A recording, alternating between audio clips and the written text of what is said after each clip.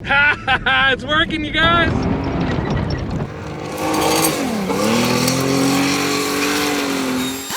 What's up, bros? I'm Ryan, and I love off-road sports cars.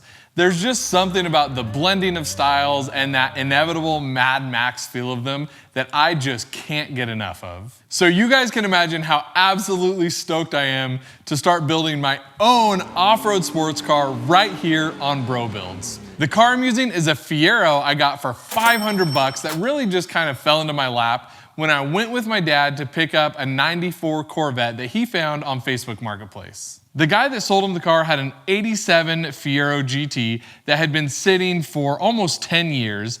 The guy said it ran when he parked it, but the clutch went out, and I really didn't have any information other than that. Now, as you can see, this car was absolutely abused.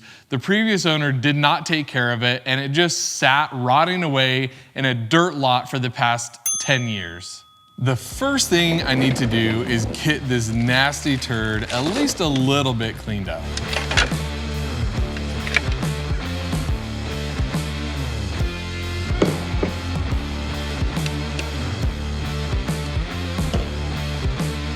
There's so much garbage inside the car, it's disgusting. And honestly, at this point, I'm already starting to feel overwhelmed. As you guys know, this car does not run, and my biggest problem at this point is the fact that I can't get into the engine bay. The button that would pop the deck lid is broken, and I don't have any key. Huh, wonder who that could be.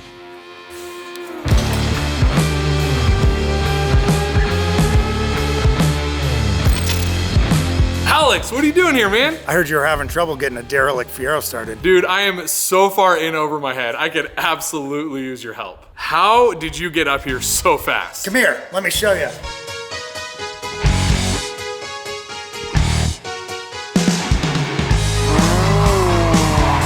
Alex and his wife Rose built this super custom 1988 factory T-top Fiero with a supercharged 4-cylinder engine out of a Saturn Ion Redline of all things.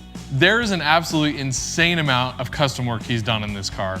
Make sure you guys go check out the entire build series he has over on his channel, Lightspeed Fieros. And it would really mean a lot to him if you guys would subscribe to his channel. The first thing we had to do for the turd was get the deck lid open. Alex had a great workaround for this, basically by jumping the electric opener straight from the plug that goes into the firewall. He got the plug disconnected and we hooked up some wires to a car jump starter. Then all he had to do was ground the jumper to the Fiero and put the hot wire into the correct terminal to get the deck lid to pop. It should work perfectly as long as the entire mechanism wasn't rusted or corroded shut. Believe it or not, Alex got it to work on the first try. Seriously, you heard that click, first try. Check it out, guys.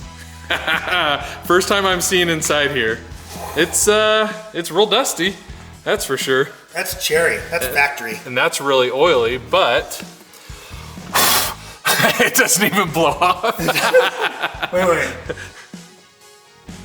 There we go. After I cleaned off the intake plenum, Alex and I decided to dig through the trunk to see if we could find anything that would give us hints about possible issues with the car. Ooh, this is Fiero.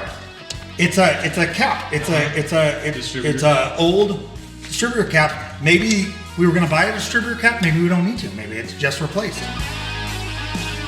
What oil were they using? Is it a really thick oil because the engine's damaged? No, original 5W30. That's a good sign. We got a tire iron. Yeah, that's a factory tire iron. For what is that? Looks like a little mini like intake for like a lawnmower or something. That is not from a Fiero. Carb cleaner. So I don't know, using it as fuel. I'm not sure what the hell was going on. This is a very old Western family, like grocery store oil, and it's turbo approved. How cool would that have been if this had the turbo kit in it? Dude, that my mind would be blown. Right. This is a Subaru, if I had to guess. Ignition coil. I'm going, ooh, a funnel. The trunk was mostly full of old rusty tools and garbage, but overall, nothing to make us overly worried about the state of the engine. The next step is replacing the lock cylinder in the steering wheel column. We got a new lock cylinder and now I need to go in and replace it. And while I'm replacing it, I might look a lot like Alex, but just ignore that. I'm definitely the one replacing it because I know exactly what I'm doing. That was not tight. Maybe I can get it right off. You know, sometimes if you just... That was a bad idea.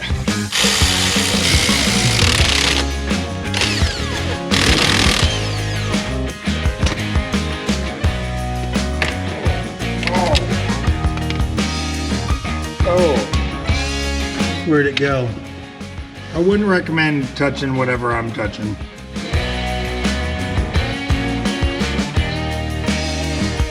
You gotta do what you can here and just lose all your screws. You know, just put them where you can easily knock them off.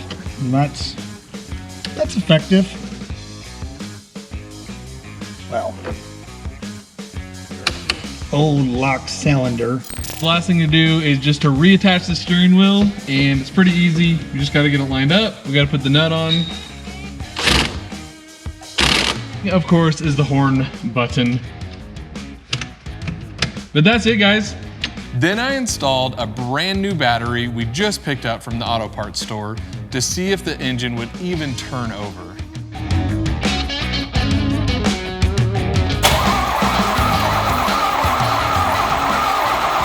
Do you hear a fuel pump? I don't hear anything. Oh, no. Hold on. Key on.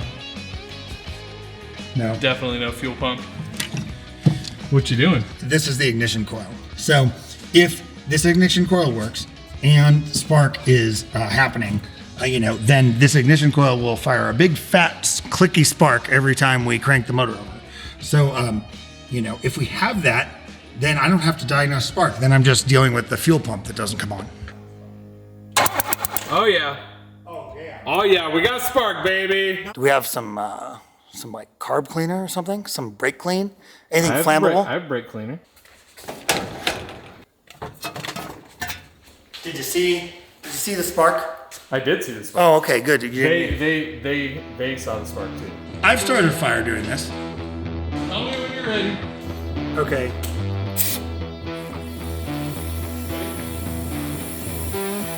Okay, go.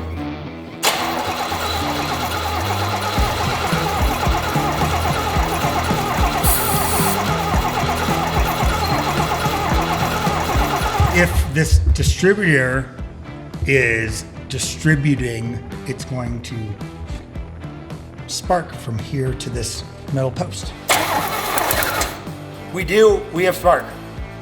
You hear it? Yeah, oh yeah, now it wants to fire. Alright. Okay, Ready? yeah.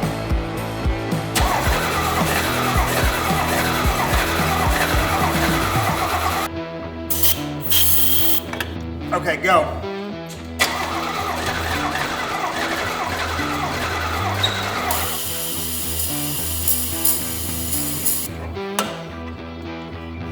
Go.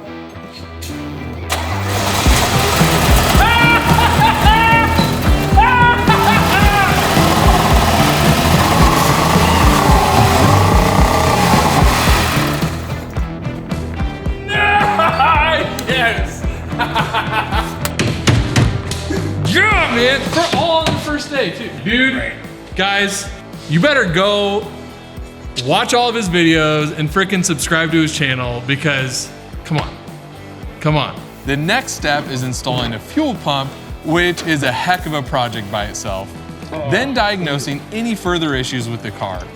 Luckily, Alex is here for a few more days, and I promise you guys, by the end of the next episode, you will get to see this car driving off-road. And that's it for today. Later.